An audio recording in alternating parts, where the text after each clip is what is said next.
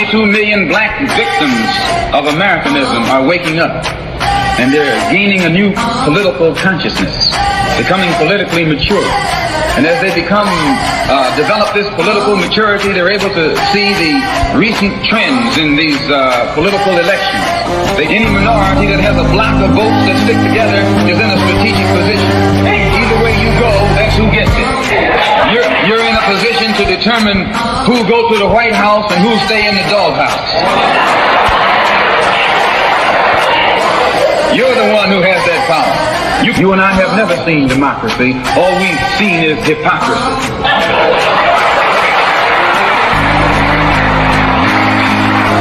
When we open our eyes today and look around America, we see America not through the eyes of someone who has enjoyed the fruits of Americanism. We see America through the eyes of someone who has been the victim of Americanism. We don't see any American dream. We've experienced only the American nightmare. We haven't benefited from America's democracy. We've only suffered from America's hypocrisy. And the generation that's coming up now can see it and are not afraid to say it. And are not afraid to say it. And are not afraid to say it. And are not afraid to say it. And are not afraid to say it. And are not afraid to say it. And are not afraid to say it. And are not afraid to say it. And are not afraid to say it. And are not afraid to say it.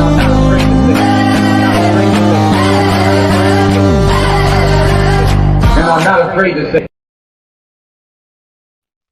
And are not afraid to say it. Welcome, welcome, welcome. You are tuned into People Before Politics, special Super Tuesday shows where we interview candidates running for office in the Westchester area and surrounding area. I'm AJ Woodson, along with Lorraine Lopez.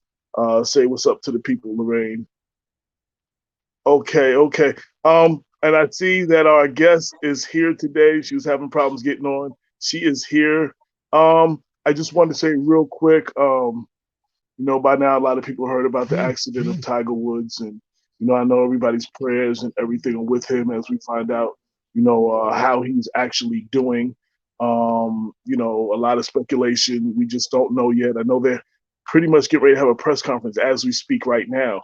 So hopefully after the show, if anybody knows anything who's watching the show, please let us know in the comment area.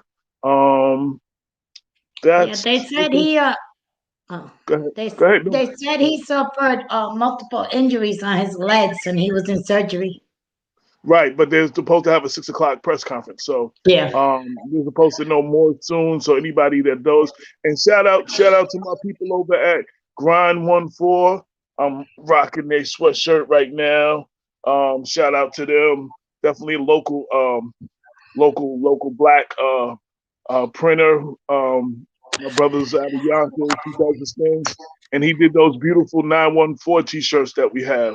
We're gonna get right into our guest today is Yonkers City Councilwoman Shanae Williams, who is running for Westchester County Clerk. And let me bring her in. Hello. How are you doing? Hello. Hi, everyone. Hello. Hi, Shanae. Hi, Lorraine. Hi, AJ. Thanks for having me.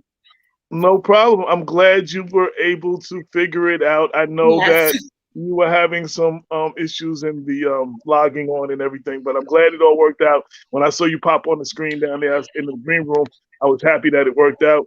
Shout out to those Craig Frazier, Mara Janelle, John Starchild Moore, Andrea Ayers, and everybody else who was tuned in. We're coming to you live on Facebook and on YouTube. So first and foremost, the question everybody wants to know: why are you running for Westchester County Clerk? And now, what went into that decision process? What made you go on the run? Sure. Thanks. Thanks again for having me. I'm running for county clerk, AJ. Honestly, I think that our county is changing, and we've seen that over the years. It's much more diverse. It's grown quite a lot over the years, and it's going to continue to grow. And I think that we need to have inclusive and representative government on all levels. Furthermore, it's an office that I see an opportunity to make improvements in Westchester, to make sure that not only that people who look like me have a voice, but also that people have access to resources. People have equitable access, as a matter of fact, and that it's making an impact, that we're being transparent, that we're bringing information and services direct that the clerk's office have directly into communities that need it the most, and that hasn't happened. And I think it's time for change. It's time for us to really work as a community to make sure that that happens, and that's why I'm running. I think that we can do a lot with that office. Absolutely, absolutely. Lorraine, would you like to kick off the questions? Yeah, well, first of all, I just want to say that thank you for being here. Shanae Williams also happens to be a councilwoman for the 1st District in the city of Yonkers. She's got an impeccable record. And one of the things that I admire most about Councilwoman Williams is, and hopefully soon to be County Clerk Williams, is the fact that she tells it like it is. She is not afraid to have those uncomfortable conversations. And I think that's something that we need these days. And what I've seen in Shanae is that she's not afraid to have them, and she brings it up when no one else will. And one of the things first of all, I thank you, and I want to thank your team for reaching out, because, you know, Black Westchester is Damon and AJ's baby, based out of Mount Vernon. We've got a large Mount Vernon audience, you know, and it's very important that you bring out the message to the Mount Vernon community, as well as Yonkers and all the other areas as well. But primarily Yonkers and Mount Vernon.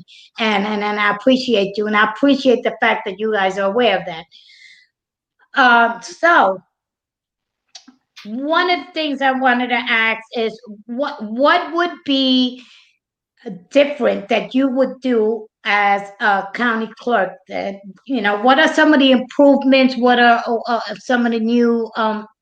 I know things have changed, and the office is kind of ancient, or I don't know how to say it. But what would you improve? Yeah, that's a good question, Lorraine, and thank you for your comments and your kind words. You know, I being me, you know, first generation American, you know, I was born in Jamaica. I'm an immigrant. I, you know, grew up here in Westchester, and I love this country, and I love this city that I live in the city of Yonkers. I come as a woman, and as a young person, I view things very differently. My lens is very unique from the current county clerk. It's very different. Excuse me. I'm gonna put my dogs away just 1 second, because I know they're gonna keep going off. Give me 1 second. That's sometimes. Oh, my dog always makes an appearance. Don't worry about it. That's the beauty of working at doing this through COVID, doing this at home. We have all the things that we normally wouldn't have in the studio, but, you know, we keep it moving, and we adapt, and that's what you call an authentic person. I'm so sorry. Yeah. I'm really sorry, but I know she's going to keep, you know, trying to get my attention. So in any case, as I was saying, you know, being me, I have a very unique lens, and I view things very differently from the current person there. And by that is what I mean is the clerk's office should be more equitable. It should be thinking about how to be equitable in this day and age. We've seen what's happened over the past year and change just from the pandemic alone. It's kind of like highlighted so many issues that we have in our communities, all the health disparities, all of, you know, just so many different things. We have to start looking at our socioeconomics and really come to terms with the fact that we're dealing with people who are very poor, and we're dealing with people who are very wealthy. And we're going to continue to see that that gap widen over the years. And so we have to do, as a government body, Lorraine and AJ, we have to make sure that we're addressing that at every step of the way, that we're protecting the most vulnerable, that we're there to give them the resources and the information so that they're able to help themselves. And I think the clerk's office have to reflect that. And right now it doesn't. And so what I would do differently is I would go into that office and I would update the website. Everybody's virtual now. Everything is virtual. We want to make sure we bring everything online, make sure that people are able to access their land records and their, their legal documents directly from the website. But the website, it's ancient.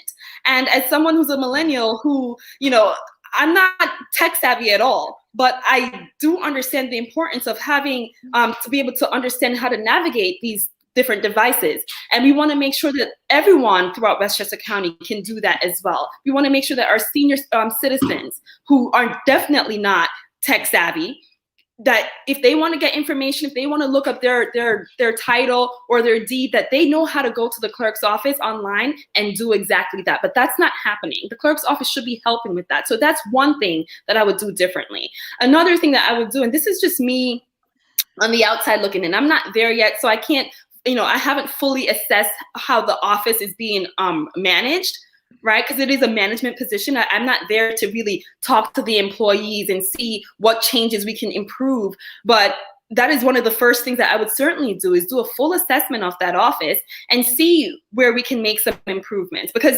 you can always make improvement. My opponent's been there for 16 years. And I think, after when you're there for a long time, you get a little bit complacent. You think you're doing a good job, and maybe you are, but there's always room for improvement. And it's better to have a fresh pair of eyes to come in and really dissect that. So that's something else that I would do. But more importantly, I want to make sure that marginalized communities, that people who don't know that the clerk's office even exists and what services that office have to offer are aware. And to be frank, Lorraine, you say I tell it like it is. I'm being honest. Before I announced, nobody knew what the clerk's office was. When I tell them that I'm running for this position, they're like, well, what is it? What is the role of the clerk's office? What do you do there? Exactly. Yes. So yeah, what is it? Into that, because I feel like my whole campaign is really just an education piece too, because the simple fact that it's an office that you're elected to that position and people don't know you or know what you do there, and we have to change that if we want to have real good governance. So the clerk's office is the office that you go to when you want to get your passport. So they issue passports. The clerk swears in all of the new citizens. So if you go through the process and you take the test and you become and you pass, you are now a naturalized citizen. The clerk can swear you in and you're good to go. I didn't know that. There you go. You learned something new.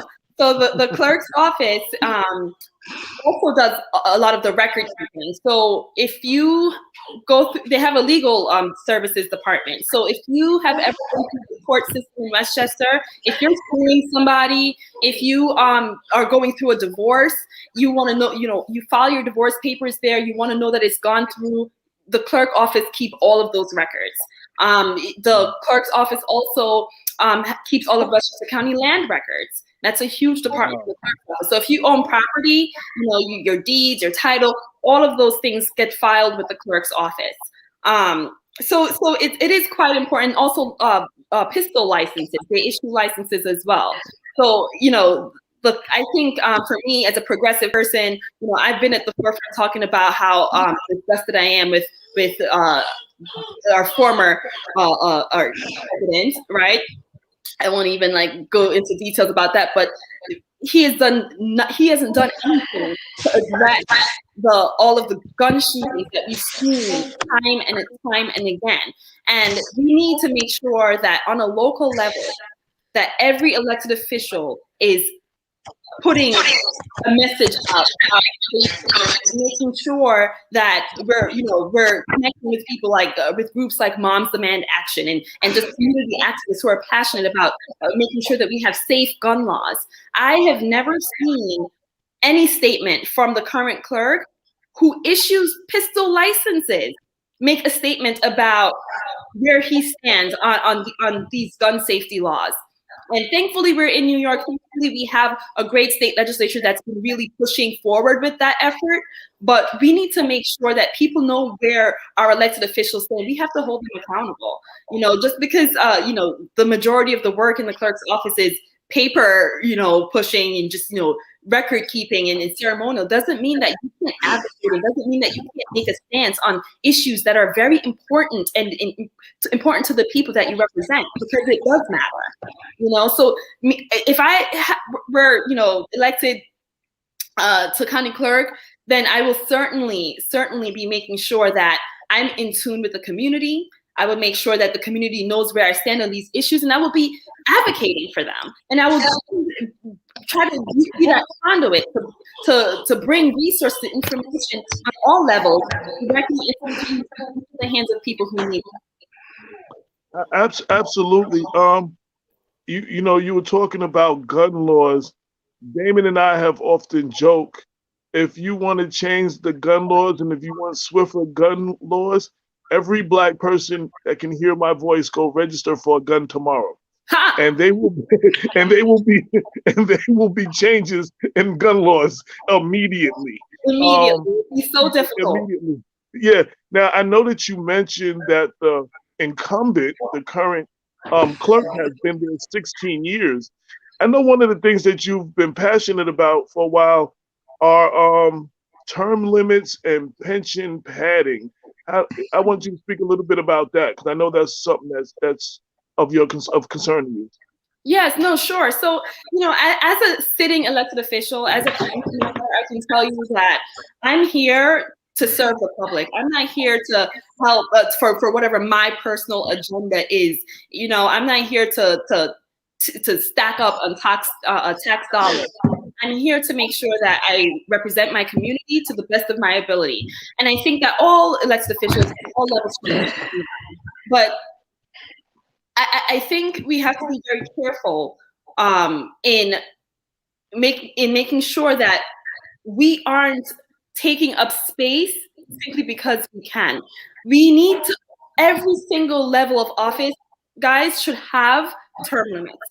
Okay? I believe that you should have term limits. I personally think that it's important to have at least 3 terms, 2 to 3 terms, so that there's that constant generational change, so that there's that constant new leadership coming in, because people are always going to have different ideas. And think about it. I mean, you want to have that turnover. You want to bring new people in and new voices, because there's different ways of attacking different issues, and you want to give the future generations an opportunity to highlight their strengths and to focus on the things that matters to them. So term limits are very important. I don't think any elected official should be in office for more than 12 years max, period. My opponent's been there for 4 terms already. He's seeking a 5th term. And I think that's absurd. I think, you have to make room for new leaders.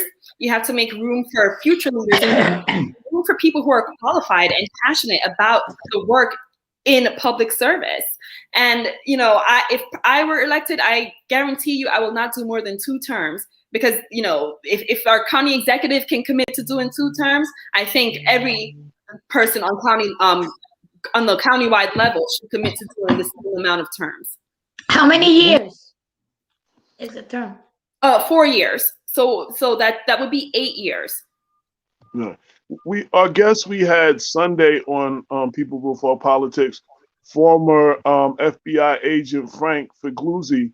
We were talking about corruption and stuff. J. Edgar Hoover started the FBI and served 40 years. That gave him the chance to have something on all presidents, all congressmen. Like he wielded uncontrollable power, and they've since changed that. That FBI agent can only serve president. The head of the FBI can only serve for 10 years. And I believe, like, even on a national level, if our Congress, our Senate, and House of Representatives, if they had term limits, the ideology of the makeup of DC would be considerably different, because you have people in there that are in there till they die. Like, that is a retirement home. And I don't feel like you should have an office for life from the time that you get it, other than maybe, you know, court that is meant for that. You know what I'm saying? But they're there for life, like almost. And so I do believe that term limits are necessary on some level. I just want to say one thing. There is some cases where a person has done really good and maybe they do deserve another term sometimes, but on the whole, you know, absolute power corrupts. Absolutely. Go ahead. So at first, let me say I watched that episode and I thought it was brilliant. It was a really good episode. I commend you on bringing him in and hearing his story. I think that was very good for all of Westchester to hear. And I also think that I agree with you. Look, there's nothing wrong with being in office for more, you know, for a lengthier term. Like, for example, 10 years at minimum is acceptable because with you know, the first couple years, you got to take your time to know your role and to really get into the groove of things. And then after that, you know what you're doing, you kick right in, things start to speed up, you build the relationships and you start to really be effective. And, you know, when you, like you said, AJ, when things start going well and someone's doing a really good job, you don't want that person to leave. This is true. But what you do want is that person to look back and reach out to the future leaders and pull them up and teach them and be that example that they can look to it and learn how to lead the right way. And that's something that's, I think, somewhat missing from government in general. And I think that's something that we ought to think about moving forward. And in addition to that, I didn't get to really mention or talk too much about the pension padding. Look, so the way that I feel about the pension system, we know that New York State probably has maybe the number one, the highest, the best pension system across this nation. Maybe maybe Wisconsin might be in the running for the second runner-up, but New York State has a very good pension system. That's great. We want to make sure that our public servants are taken care of once they retire. But I want to talk to you guys a little bit about this because this is so interesting to me. You know how you have conservatives who get down and they start saying, oh, we don't have any money here because the government is spending all this money on welfare and people on welfare and they're taking up all of our money. They should get off their butts and go get jobs instead of like getting government funding, right? Because we know that there are certain people who, you know, find loopholes within these systems and they know how to milk the system and get more money out of it. And that's the argument for when you're talking about the poor people, right? But what about the flip side? What about the people who know how the government works, people who are career politicians, people who are public servants who take advantage and find loopholes so that they too can get that, essentially the people's money to make, to, you know, so that they can have their, you know, big fancy homes and what have you. There are loopholes. And one of the things that I've seen just from being on the city council alone is that every year, you guys know that the city of Yonkers, we have a budget deficit. There's always, you know, we never have enough money and never have enough funding. And we're always, you know, trying to figure out how we're going to close that gap. And one of the things I've seen is the majority of the time, most of our dollars that we're spending money on, it's going towards salaries and it's going towards fringe benefits. It's going towards, you know, the retirement fund and the overtime cost. And while I believe 101% that every single one of our employees deserve to have fringe benefits, they deserve to have a good payout, I think that we have to be very careful in making sure that people are not taking advantage and racking up and stacking up on public dollars simply because they know how to go about that. And what I've seen is that we know the way that the pension system works in New York State is they look at three things. They look at your age, they look at your the number of years that you've been in service, and they look at your final average salary, right? Your final average salary, and that they take the last, like, I want to say maybe the 36 consecutive months, or basically the last 3 years of your highest salary, and that goes into your pension.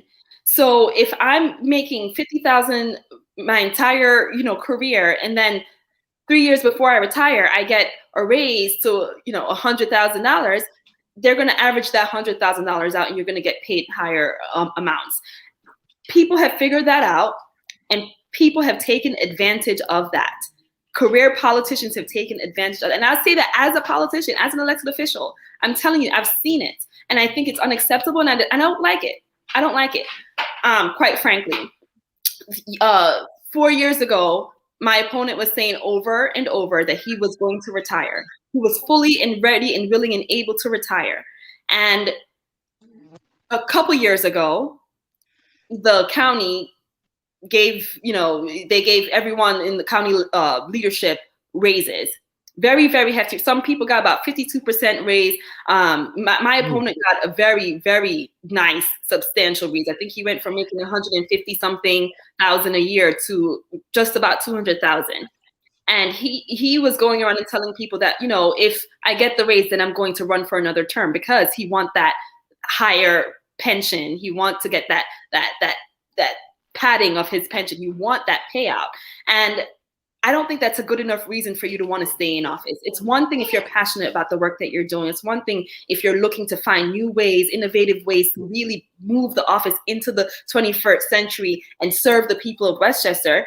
But it's another thing when all you're thinking about is how to get more money when you retire, how to stack your pension. I think that that's problematic, and I don't support that. And I'm just.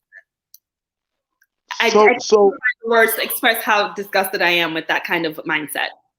So playing devil's advocate, some could say, you're going from a city council position, achieving to become Westchester County Clerk, which pays more. How can you expect someone not to look at that as you padding your pension with a higher salary? Going for the higher job. No, just your critics could. That's a fair point. A question, yeah, that's a question a critic would come with, and that you would have to address when you make comments like that. No, absolutely. So that's fair. Look, I'm more than happy and willing if the people elect me in June 22nd in November, I'm more than happy to take that pay cut and go back to whatever the original salary was when before they gave themselves that pay raise just before the pandemic hit. I think that's not a problem for me. I'm not in this for money. We know that there's no money in government. The money is in the private sector. You want to make a lot of money. I've worked in the private sector, so I know how good the money is there. I'm not in it for money. It's funny when you talk about pensions and term limits and stuff.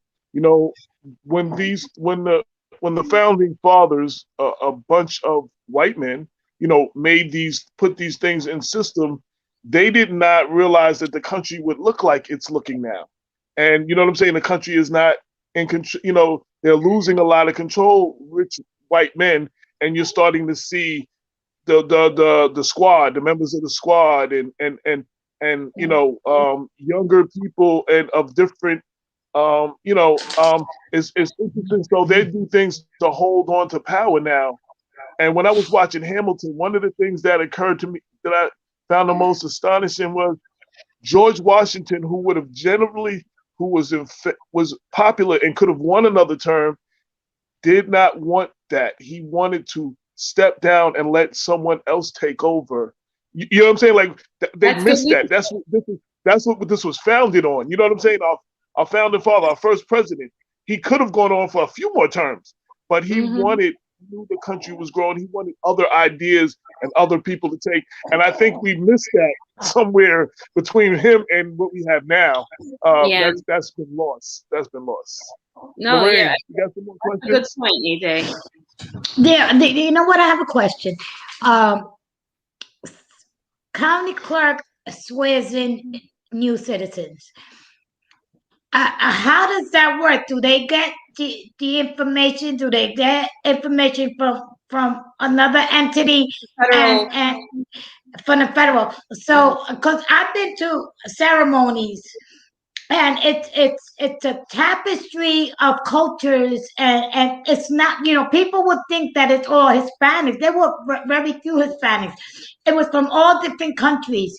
So you can get sworn in by the county clerk, but you do not go to the clerk's office to apply for citizenship. Am I correct?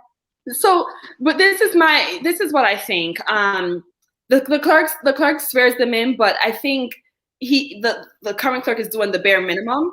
I think, for me personally, I don't think I've ever told you guys this, but I'm willing to share my story. You already know that I'm an immigrant. I was actually very close to losing my citizenship when I was a teenager in college, and that's when I really got involved in government, because that was like my first real understanding of how important government is. And the reason why I say that is because when I was 19 years old, my green card, I came here when I was 9. Every 10 years, you have to reapply to either get your green card, or after 5 years of being here with a green card, you can apply for citizenship. I didn't know that when I was growing up. My mother didn't know that. We didn't realize that there's a lot of things ways that you can go about this. My mother also didn't know that if she had become a citizen before my sister and I turned 18, then we would automatically become citizens and wouldn't have to do the naturalization process ourselves because we were minors. But that's something that you would want to know, right? So I think what the clerk's office should be doing is collaborating with, not doing anything outside the scope of his job necessarily, but working with the congressional leaders of Westchester County. I would be working with Jamal Bowman and Mondaire Jones to make sure that we have events, have seminars, explain to the public, go into the communities where the immigrant population is and explain what the laws are around naturalization, so that they understand how to prepare and how to they understand how much it costs, because it's very expensive. That was another reason why I was struggling when I was a teenager, because I didn't have money. I was a struggling college student, and I had to find $750 or something like that at the time. And I was just like, it was a very stressful time. And the other thing that they need to explain is the time frame in how long the process is to go through all of that, sending the application in, waiting to hear back. It takes months. And so, when you're crunched for time and you don't know the laws, you don't know how to prepare. Information is valuable. Information is everything. And I think the clerk's office, because of the position that the platform that it has, should be using its resources to bring that information and knowledge directly to the people who need it the most, so that they can apply it and help themselves, and not be put in situations like what I was put in. If I wasn't a college student and I didn't go to my advisor and they didn't, push me to go and do an internship in the assembly, I would have never gotten connected and gotten the help that I needed so that I can, be here and be where I am now today. So it's very important. It's very crucial that we use our space, our office, our power that we have as elected officials to directly and proactively help other people throughout this county. Absolutely. And here's another thing that sometimes gets me in trouble with the Democratic Party leadership. I believe that primary challenges are very good, because it makes a person look. Case in point, with our current district attorney office, the fact that Mimi Rocco ran, even if she didn't win, she made Scarpino start doing some things that she was talking about that he had never done. And primary challengers will sometimes, when you go in and you don't have a challenger, you just go about your business. But when you have challengers, see, it makes women, minorities and stuff, and they start talking their issues, I'm gonna step out a minute. There's a fly bothering me. Came in through the door. Sorry. No problem. So the challenger talking about these issues, even if they don't win, sometimes now that incumbent won, he has to start looking, if he's smart, at the issues that were brought up by his challenger and maybe start addressing some stuff that he normally wouldn't have done. So that's why I believe that challengers are good. You know, the Democratic Party believes once there's a nomination, all good Democrats are supposed to get behind the nominee. You know, I don't think that that's healthy for democracy. And that's just my personal opinion. I agree with you, AJ. It definitely makes the incumbent work hard. It puts a fire under them that they might have possibly even, just kind of lost over the years because they've been so comfortable. And I see that happening now, like with my race. One of the things that I've been going around and talking to different people in the community about is that I would love, my platform, AJ, it's about equity, it's about access, it's about transparency, it's about just, making sure that we're inclusive. And one of the things that I've noticed is that the clerk's office have a mobile passport office. Now think about that. Think about when you're thinking from a lens of equity and inclusion. Passports are really only available, and people who go and try to get passports are people who can afford to travel, people who have the ability to travel, right? There are plenty of people I know in my community in Yonkers that's never been outside of New York. They have no need for a passport, right? But we have a clerk's office that's going into different parts of Westchester and issuing passports. Well, what about the other people who need identification that can't travel, that's not thinking about a passport? How can you help them? Why aren't you thinking about bringing your mobile office into their communities to give them resources that can actually be useful to them? The clerk's office have also issue IDs, county IDs. That's something I found out today because of you. Yeah, so I never knew that. So that's another thing. A lot of people don't know that, but you can go and get an ID for $8. And, I've often needed multiple IDs. When I go and open like different accounts, they ask you for 2 forms of identification. Most people don't have that, but you can have that if you have a county ID and your state ID or something else, right? So I think, since I've been going around and talking about these things, my opponent has since said that he's looking to expand the mobile passport office, going to give out more resources other than just the passports. And I think that's a beautiful thing that I see that he's looking to implement that.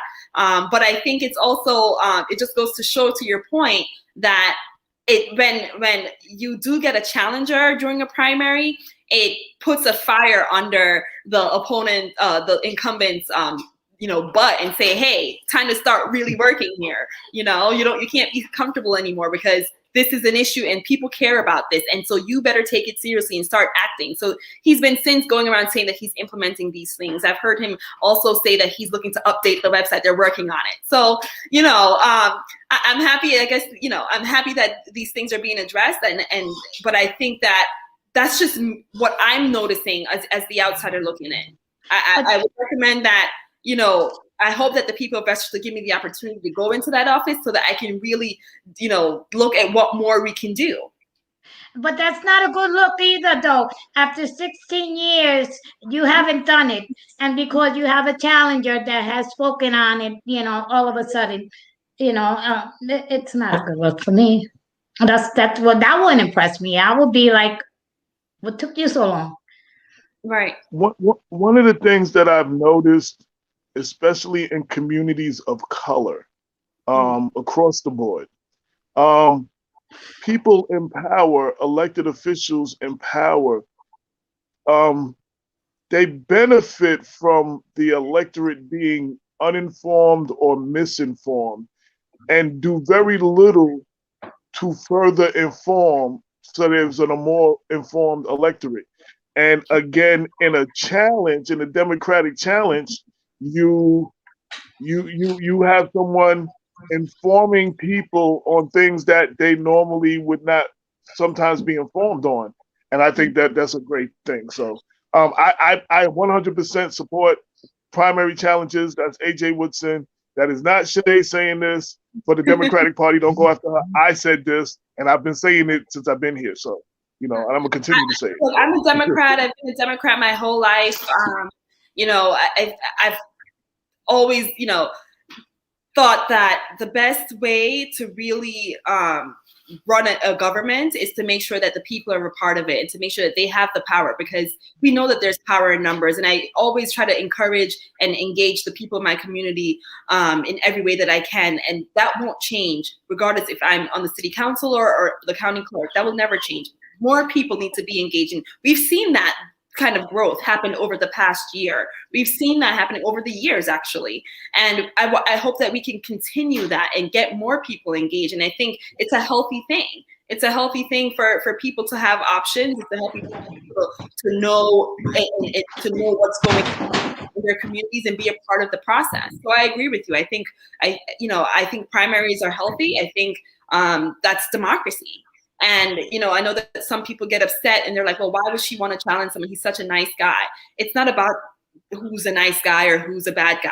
I mean, if he's a bad guy, then that helps. People would automatically want to get rid of him. But you could be a nice guy and not be doing the best job for the time that we're in right now. Right? 100%. Right. Yes. 100%. I always say, voting for someone because they're a nice person or they're cool. Like, I'm not going to mention the elected official because I used to mention her all the time. But when she ran for office, most people that I saw that were going to vote for her was like, oh, that's my girl. That's not a reason to vote for someone because that's my girl. There are several candidates, that's my guy, but they might not be the best candidate, though. I'm not voting for him because that's my guy. So we have to educate ourselves more. Speaking about educating, when we've seen a change since the midterm elections of 2014. We've really been seeing and as we get more and more, we're seeing a change overall. A lot more women in office that weren't of all colors and nationalities. One of the things that helps is educating the new voters and expanding the voter pool. What are you doing to reach out to those people that, I don't vote, my vote don't count, or the people that didn't know they could vote because they was a felon, or the new voters that, some of these, the new generation, they don't want to vote. They don't want to be part of this politics thing. They're doing things. What are you doing to speak to them? Because they're the ones I think are going to make the change. Yeah, so the interesting thing about that is since I've been on the council, I've been able to really meet a lot of young people. One of the things before COVID started, I used to go into the schools. I used to talk to the high school students, especially because they're the future. They're about to graduate. They're about to turn 18. And I want to make sure they understand the importance of the vote, of their vote. So I would go into the schools and talk to them. But now that we're in COVID, I think it's extremely important to still find ways to meet people where they are, go into their spaces and be intentional about it. So what I've been doing is I've been, utilizing social media. I've been going, to different community events. I'm very much into the arts. I'm not an artist by any means, but I love art and I support our artists because I see what they're trying to do and they're very passionate people. And they do care about these things. They might not be so inclined to vote, but once you start having that dialogue with them and you start having those conversations, it piques their interest because it matters to them. The issues matter. So I've been going into different community spaces and really I'm not the typical politician where I go and I show up for 5 minutes, I show face, speak, and leave. I go, I sit down, I talk, I get to know people, I build relationships. I let people know how they can reach me and keep in touch. I text people all the time, and I think it changes their mindset. Like, oh wow, she's an elected official, she's spending, and she's here with us, giving us the time of day. That's I'm a regular person, So, and I think it's important for the public to see that. And I'll share a little bit of a funny story with you. A couple years back, this lady that I love and respect, an older woman, she saw my social media and she's like, oh, you can't be posting selfies all the time. That's not what elected officials do. And I'm like, it's a new generation. What do you mean? Nobody cares if I post a selfie. They want to see how you're living and what you're doing. They want to see that you're a real person, So I obviously didn't take her advice to heart, but I also knew that because of that generational gap, it's just like a little bit of that disconnect, but I see and I understand because I am youthful, because I am connected to my community, and I think that's important. You know, and it needs to be transcended on all levels, especially when it comes to leadership in government. So social media changed the game. Obama changed it for good and for bad. Obama changed it for good, reaching out to people that wasn't getting reached out to, and Trump changed it for bad. So social media has changed the game for good and bad. You know, but people there are realize always different platforms coming out too. Like, you know, people think it's just Twitter and Facebook and Instagram. It's not. There are so many other platforms that you can utilize in getting to different spaces. I won't share them all because I don't know if my opponent's listening. Maybe he's gonna hop on this platform. I'm just kidding. But I will say without you sharing it, yeah. But without you sharing it, because a lot of candidates do watch their candidate, their opponents. I was joking. I was really joking. But you know, you can go to like, you know, some people are utilizing in ways. You can also go to Clubhouse, which is a really fabulous space where you can really have that connection and connect and really talk about different issues and different, you know, and put yourself in those spaces. And it's a lovely, lovely platform. And I've been utilizing it as, you know, just because I think it's a great way to connect to different people. Most young people that I've talked to, and when they get a chance to talk, when they are finally asked what they want and what they think, one of the number one things is, can you reach out to us where we are? Mm-hmm. You know, to what you're talking about. Like, we're not all on Facebook and we're not all spending all our time on Twitter. When you do your messaging, can you put your message out reach out to us where we are? So I think that's powerful, because that is a big concern of young people. Like, you know, you say we matter to you, then come to where we are and speak to us. So I agree. Not only that, AJ, but we also have seniors that are not in any type of social media, and I find it interesting that I've never received any communication from the county clerk's office other than as a candidate saying he's running for re-election this time around. I've never received any other, and I felt a little bit insulted by that. Is there anything that you will be, and it might not even be a fair question because we don't know how things are going to turn out, but is there anything that you would do differently because of COVID? Yeah, so I mean, it's hard with COVID. You know, everybody's on Zoom nowadays, and you know, using you know, these live platforms, Facebook Live and Instagram Live. But I think for the simple fact that you just pointed out, Lorraine, that a lot of senior citizens are not on social media. But more important, another thing, if you think about it, is that a lot of people still don't have regular, continuous access to internet. Right. And so that's also a group of people that we're missing out on. So for me, I have no problem putting on my mask, doubling up on masks, being extra safe, and going out into the community and going into community spaces and like senior centers, going to senior centers whenever they're open. I have no problem calling people up. You know, I'm on the phone 24/7, especially now. I have no problem going to, you know, connecting with the churches and talking to our community leaders so that I can, who I know is in direct communication with the group of people that's missing. I have no problem going into the homeless shelters because they vote too, you know, and that's a place that I frequent. So I think, you know, you just have to think about where everyone is. And like you said, meet them where they are and go into their spaces and be intentional about it so that they know what's happening and they're informed and they can be a part of the process. Now, and I know the post office will appreciate this comment. And there's nothing better than snail mail to actually mail something to someone's house to reach people in a way that you'll reach some people that none of the things you mentioned will reach them other than something coming to their house. That's still one of the best ways.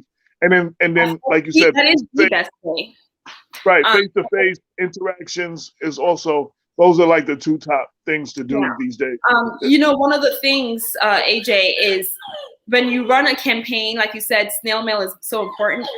A lot of our voting population are elderly. And so in order to get the information to them, get the message out to them, you have to be able to raise enough money so that you can get your message out. It's so expensive to run a countywide race, to having to raise like over $250,000 so that you can pay for, your material to get printed and mailed to every household, every voter.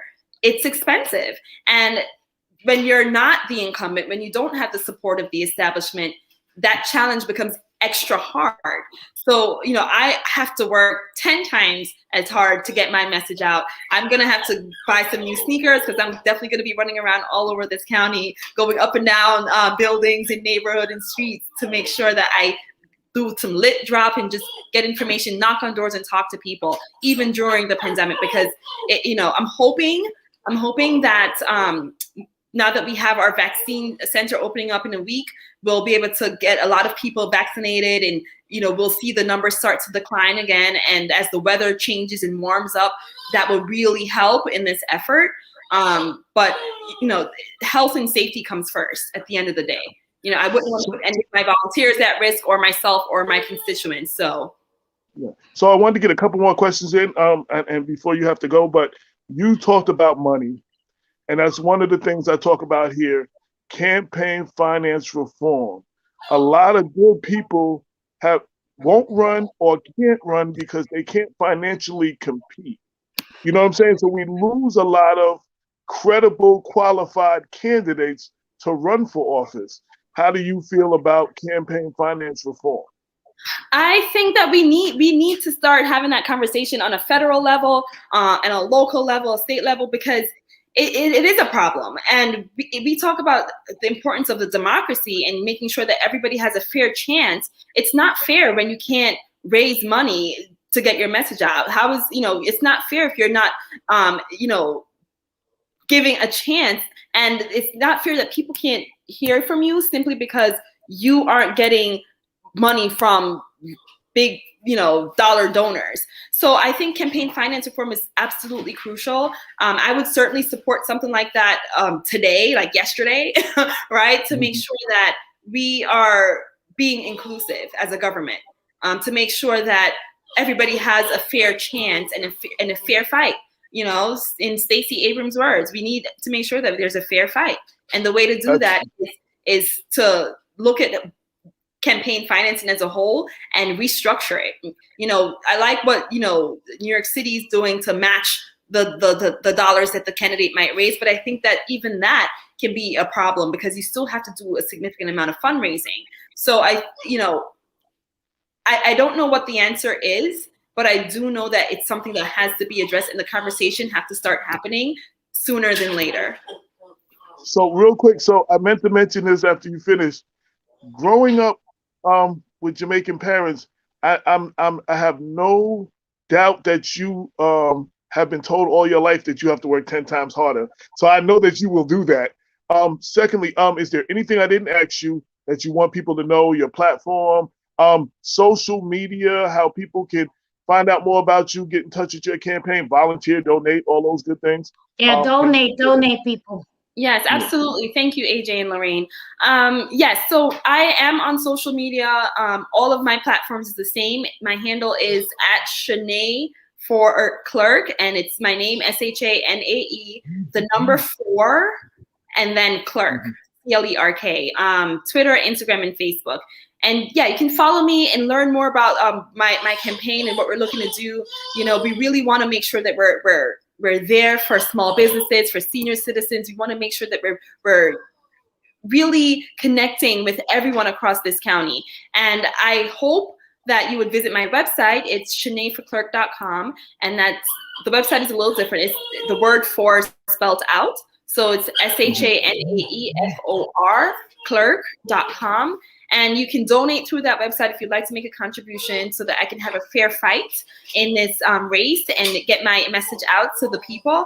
And I would love to have your support. The primary is June 22nd, but in order for me to even get on the ballot to be considered a real candidate, I need to be able to get enough petition signatures. So we'll be going around March 2nd. That's 2 weeks from today.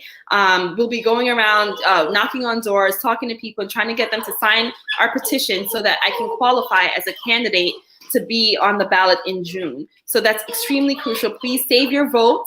Save your vote. Save your signature. Save your signature for Team Shanae when we come around knocking on your door. And that's it. I hope to have your support in June. It's time for new leadership. It's time for change. It's time for county government to be reflective of the changes that we see in the diverse community that we see here in Westchester.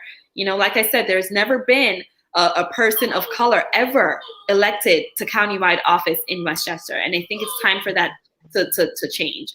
But more importantly, male or female, you're saying? Male or female, not. See, that's something I didn't know. Yeah. But there's never been a female elected to county clerk in Westchester either. But there's never been a male or female person of color or indigenous person ever elected countywide. And I think that we need to be more inclusive as a whole and change that. Well, you know what's interesting? Go ahead. I'm sorry. You know what's interesting is that I follow a lot of progressives, and I follow a lot of leaders in different areas in Westchester County and the more affluent areas. And it's important because people need to pay attention, because although you may not have garnered the Democratic endorsement by the party, but then again, you didn't go you didn't go to the convention. I'm seeing that there are a lot of folks, and we talk about people of color, but there are a lot of white folks supporting you. There are a lot of white folks that see your vision and want to support it. And I found that very interesting. Actually, I found it quite refreshing. Yeah, I think it's a wonderful thing. Like, I'm not here to run based on being Black, but I do think it's important for county government to have an inclusive voice. And my lens, like I said earlier, my lens is very unique, very different from the current clerk, and that can only help in how we govern moving forward. Because I'll be looking at and thinking about people like me, people who don't know how to access information, people who don't have the funds, people who grew up just not knowing what they don't know. And I want to change it and make sure that they do know, that they are informed, that they have information and resources and can benefit from it, just like everyone else. We have to think about equity in everything that we do, and it does not exclude the clerk's office. And it's time. Absolutely. So I may have, you've been on here as a candidate before, so you may have already gotten these questions, but all candidates, I'm asking them 2 questions. I end with 2 questions that have nothing to do with politics. If your house was on fire and you could only grab 3 things, what would they be? My dog. My dog is one. And I don't know. I guess my dog. That would probably be the only thing I would. Your cell phone. Oh, no. I could get rid of my cell phone and be all right. Trust me. Probably, I guess my dog, and I guess my naturalization certificate that shows that I'm a citizen. I'm very proud of that. So, absolutely. You know what? You should hang that up when you become county clerk. Hang that naturalization thing in your office. Absolutely. That'll be amazing. Thank you so much for having me, you guys. The second question and last question is, if you were a superhero, who would you be and why? Ooh, a superhero. Oh, man. I don't know. A superhero. I like Wonder Woman. She's pretty bad, but I think in today's day and age, a superhero that I would love to be is definitely Stacey Abrams. Love her to death. A real life superhero. Hero in my book. And it's funny because I was going to say, Shanae, you already are a superhero. Oh, I don't think I'm there yet, but I'm following the footsteps of people like our Vice President Kamala Harris and and people like Stacey Abrams and, even our very own Senator Andrew Stewart Cousins. I would love to be on that level someday, but I don't know if I'm there yet. And this has nothing to do with you. No, Jericho, you can't steal that. That's my signature. So no, you better not try to steal my question. He just said I'm going to steal that on his show. So I was like, Jericho, you can't steal that, Jericho. No. So I want to thank you for your time. I want to thank you for coming. Go ahead, Lorraine. AJ, I just wanted to ask a question that has to do with the city of Yonkers and the position that you hold up now. If you win, the first district will be an open seat because you still have a couple of more years to go. The mayor would have to appoint someone. Do you know if are there conversations happening? Not to my knowledge, but I have spoken to a few community people already.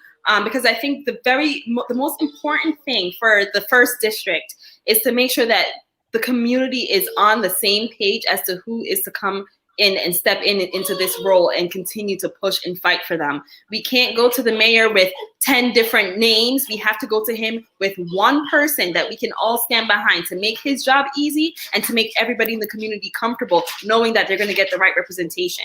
So that hasn't happened, but that is a conversation that I've been having with a few people so far. Do you have any input on who would be your successor? I would love to have an input, but I think ultimately it's up to the people of the first district. That's the only input that truly matters. Like I said, I want to thank you for your time. You've always been generous with your time with Black Westchester and People Before Politics. So I call you for a quote. We invite you to the show. You're always here. So I want to thank you. I want to wish you the best. And hopefully people watching this will have a better understanding of who you are, why you're running, and how to get in touch with you to find out more, which is very important. And I actually learned a few things about the clerk's office that I didn't know. So I'm hoping that some other people did as well. Thank you very much. Good luck. Thank you so much for having me.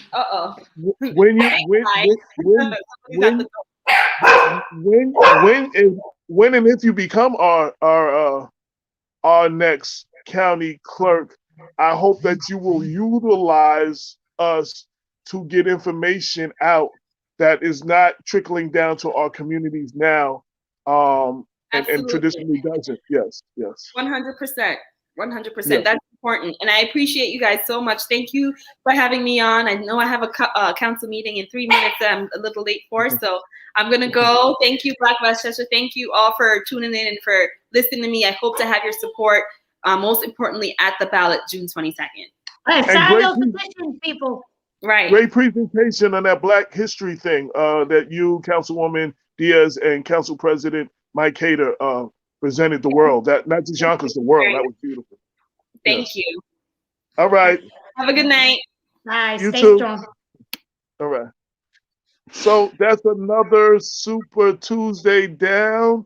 That's 3 so far. Shout out to all those tuned in: Craig Frazier, Dawn Sharp. Almost lost my list.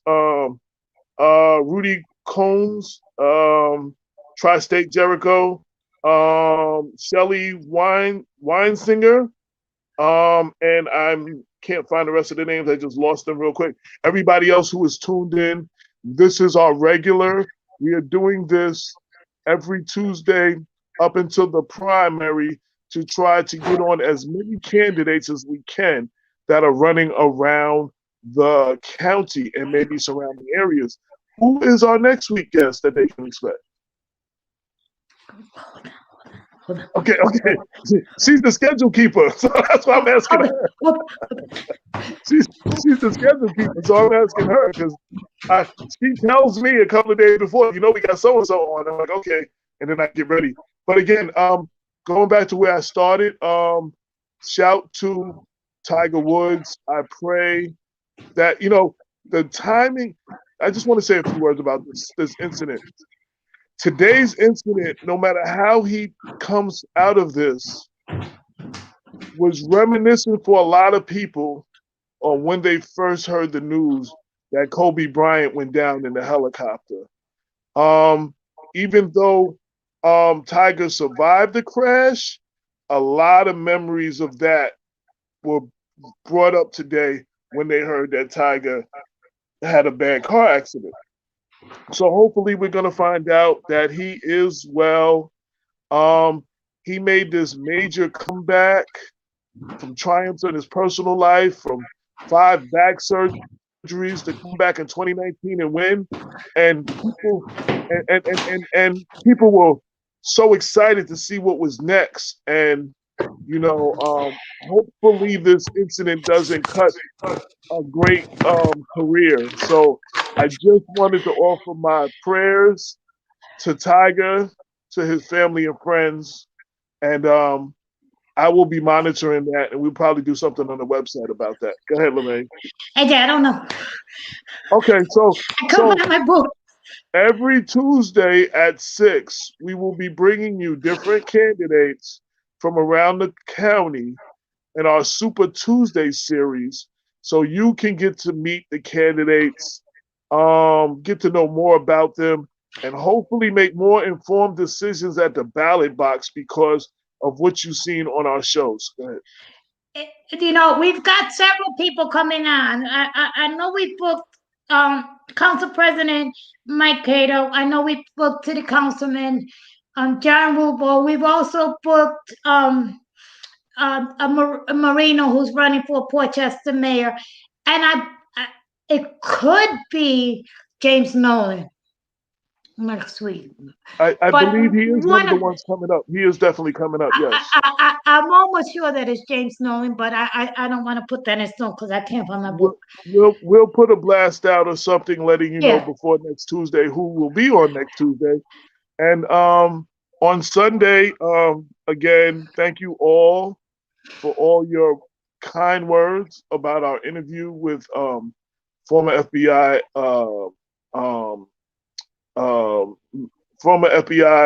director, assistant director, Frank Fagluzzi.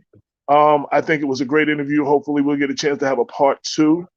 I think that was a very important conversation. And I'm thankful that he thought enough of us that he came to us to have that conversation with. He is in demand everywhere. MSNBC, CNN, and all of those, NBC, like in demand everywhere. So that he took the time to have that conversation with us. And more than the 10, 15 minutes that you used to see him on TV, because a couple of y'all commented, that's the longest yet Joe had ever seen him.